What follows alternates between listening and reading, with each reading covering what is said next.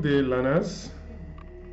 Welcome to another session of our class, Level 112, Element of Economics 2. We are moving to the sixth session today, discussing inflation and unemployment. You will recall that sometimes when we are discussing about the macroeconomic goals, we mention inflation and employment. So government must be able to provide a stable price level which will ensure that prices of goods and services are kept under control. So we also say that government must ensure that resources are fully employed, either human, physical, climatic, or any other resources for that matter. So it is the goal of the government to stabilize price and discourage inflation. It is also the role of government to ensure that people are gainfully employed. So if these do not work out in the way and manner that the government wants it to work, it creates serious macroeconomic issue or problem. And this is known as the problem of inflation. If prices are not properly stabilized, and unemployment if people are not gainfully employed. Starting from unemployment. What is unemployment? Unemployment is a situation whereby people are qualified to work, they are able to work, they made themselves available to work, they are ready to take that wage bill at the existing rates, but they are currently without a job. While inflation is a situation whereby the value of money keeps falling, or the prices of goods and services still keep skyrocketing or going up in any economy. So at the end of this lesson, you are expected to explain the concept of inflation and measurement of inflation, explain the concept of unemployment and the measurement of unemployment, as well as its effects and causes, and finally describe the trade-off between these two major concepts. Inflation. Inflation is a sustained increase in the general price level of goods and services. Inflation can be measured in terms of the consumer price index, that is considering the changes in the cost of living of people resulting from changes in retail prices, that is prices of retail goods, and the wholesale price index that has to do with changes in the prices of goods that are wholesales, and how prices of inputs affect prices of goods in an economy. What are the various types of inflation? There are a number of types of inflation, but the commonest ones are cost push inflation, demand pull inflation, creeping inflation, and hyperinflation. What is demand pull inflation? When the aggregate demand is getting much more than the aggregate supply. That means people are willing to buy, and what is in the market for them to buy is not enough for them. The supply is less than the demand. It will force this producer or the supplier to increase the price because he wants to make profit, and the demand has overpushed the supply. The supply that is brought to the market is less than what people are demanding for. This has the tendency of increasing the prices of goods and services. The second one is cost push inflation. Cost push inflation, or what is called the markup inflation, M-A-R-K, markup. This arises when prices of goods and services go up because there is increase in the reward of the factors of production, or the cost of production increases.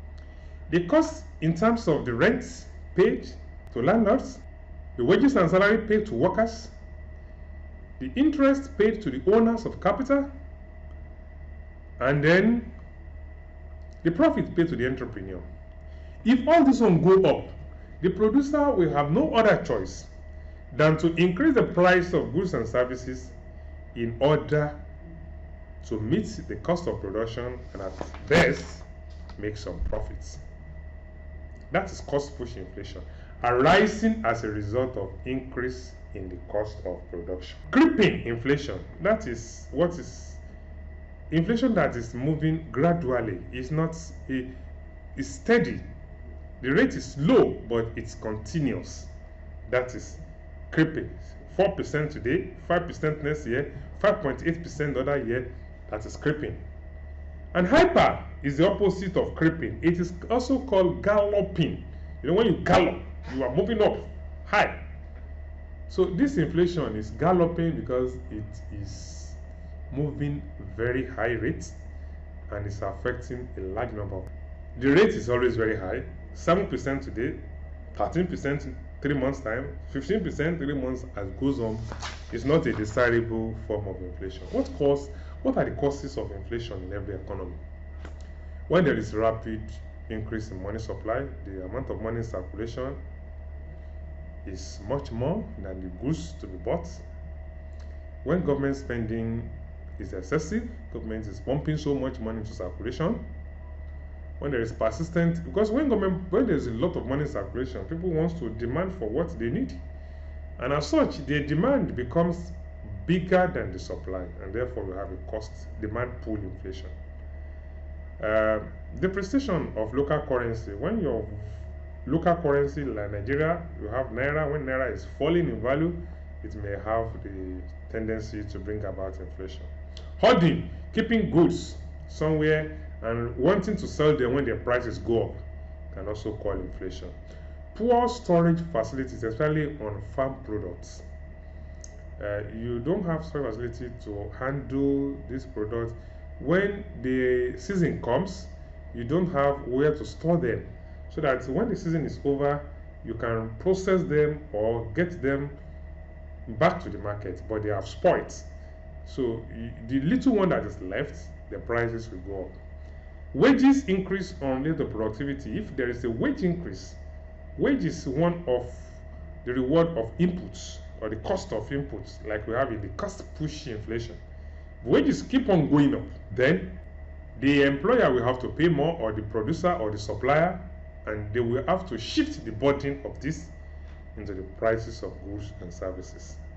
All these have the tendency to cause inflation. How do we control inflation? Well, official policy can be used. Government can set price legislation, or what is known as wage freeze or price freezing. Fiscal policy and monetary policy can also be used to attend to inflation. Commercial policies, these are the ones that have to do with regulation of external trade, ban, quota, tariff, excise duty, custom duties, and so on. Price and income policy can also be used. Like I've said, you can have a wage increase. A wage can be stabilized or frozen for a period of time so that it does not add to cost of production. And then you have indexation. That's a mechanism for periodic adjustments in the normal value of contracts or economic variables such as wages, salaries, interest, and so on. All these are just to curtail the occurrence of increase in the output of goods, prices of goods and services. What are the effects of inflation? Well, it has positive effect if it is moderate, like it will increase the profit of businessman. You sell, price is going up, your profit will go up. You can also have benefit the borrower, because the borrower will enjoy at the expense of the creditor. You borrow less, you borrow more, and you pay less because the value has reduced. Then it also leads to increase in employment and output. Inflation can also redistribute income if it is moderate, and then the expansion and development of capital markets become, because everybody is involved in trading, because there is increase in prices, people are involved in producing here and there, and this has effect on capital market expansion. It has a number of negative effects, especially when it's not well managed. Few salary earners will suffer. If your salary is fixed during inflation, you suffer a lot, because you won't be able to pay for your bills because the price has gone up and your income never goes up. There will be balance of payment difficulties, because you will be buying more, importing more, and selling less. Inflation can also lead to distortion in capital formation, and that's investments. Can lead to fall in the purchasing power of money. Creditors can lose at the expense of their debtors. Creditors who give out money, by the time they collect it back, there is a fall in the value of money already, and the real value of the money they are getting back is less than what they borrowed to them initially. And inflation can discourage savings because you are aware that if you save and keep saving, the value of that money will fall, and there you don't have the encouragement to save and invest. Then let's go to unemployment. Unemployment, like I said at the beginning, is a situation whereby people who are willing to work, who are ready to work, who are ready to get the current wage bill, are currently without job. There is always a rate for unemployment. How many people are unemployed all over the total number of the labor force times 100 over 1. So this rate will determine whether the unemployment situation is much or less. Well, frictional unemployment, the various types of unemployment. Frictional unemployment occurs when an unemployment occurs as a result of the process of shifting from one job to the other. You want to shift from one job to the other, but in the course of it, you lose out before you join the other job. It is also called voluntary unemployment. You leave one job, hoping that you get another one, but you didn't get it. That is frictional unemployment. But the structural unemployment is as a result of decline in certain industry. If there is a fall in your demand of your service in certain industry and you are laid off, or because you lack technological advancement to retain your job and you are laid off, that amounts to structural unemployment.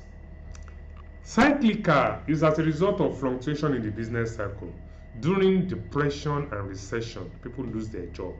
This kind of a job loss as a result of fluctuation in business cycle, a downward trend in outputs, that the firm are not producing well, people are not demanding, and so they lay off workers. That is the one that is relating to business cycle, unfavorable situation of recession and depression is known as cyclical unemployment. The residual unemployment is the next one. Seasonal unemployment as a result of changes in season. Like some construction workers may not get job to do during wet season. Like some people will not get job to do during dry season because of the nature of their job. So if you fall in this category and you become jobless or unemployed, that is seasonal, arising from a change in season at a particular point in time. The residual is unemployment emanating or arising as a result of physical disability, because you are unable, you don't have the physical ability to do certain job and you lose that job, you are said to be residually unemployed. What are the causes of unemployment? Well, if you don't have adequate industries, or the policies on industrialization is not good enough, you can have people finishing from colleges or study centers and they don't have job. Poor agricultural system. If you don't have a system of agric that will occupy the teeming youth population, you can have unemployment. High cost of qualitative education. If your education is not qualitative to the extent that it can provide you personal job, even if there is no government job, then there could be high rate of unemployment. Population rise or explosion can also cause unemployment because people are just growing in population, there's no job for them to do. Geographical immobility, they cannot easily move from one place to the other. If there is a mismatch between the skill you acquire and the work you want to do, you acquire the skill but cannot do the job, then you can remain unemployed. During natural disaster, pandemic, and the rest, there could be unemployment. What are the effects of unemployment? Of course, crime will increase. When people are not employed, they want to eat, they want to feel fine, they want to meet their needs. So there could be increase in crime. Resources will be underutilized, especially the human resources. People who are jobless and they are not productive, and national income will fall. It will also increase dependency and poverty.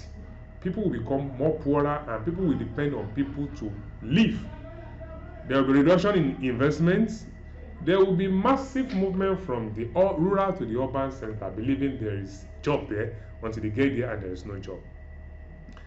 And the training of manpower is discouraged. People are not willing to be educated, to be trained, because they thought if they are educated or trained, they may not get job in the long run. So how do we control or reduce unemployment? We have to control the population. We have to ensure that people don't give birth to too many that they can cater for.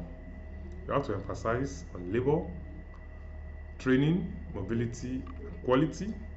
You have to also bring up government policies, fiscal policy, as you have rightly said at the beginning, and the monetary policy.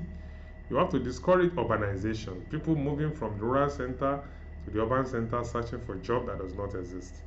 You have to encourage direct investment, and government has to restructure educational system. While restructuring educational system, it should make everyone to get skills required to get job. Well, inflation and unemployment, they have very good relationship, though it is inverse, according to Phillips, that when inflation is high, unemployment is low. There is supposed to be a trade-off. The moment inflation is high, then unemployment should be low. But sometimes it does not occur like that. There are some countries that experience both inflation and unemployment at the same time. This is what is known as stagflation. So it is not good enough for any economy to experience both inflation and unemployment at the same time. Thank you for listening.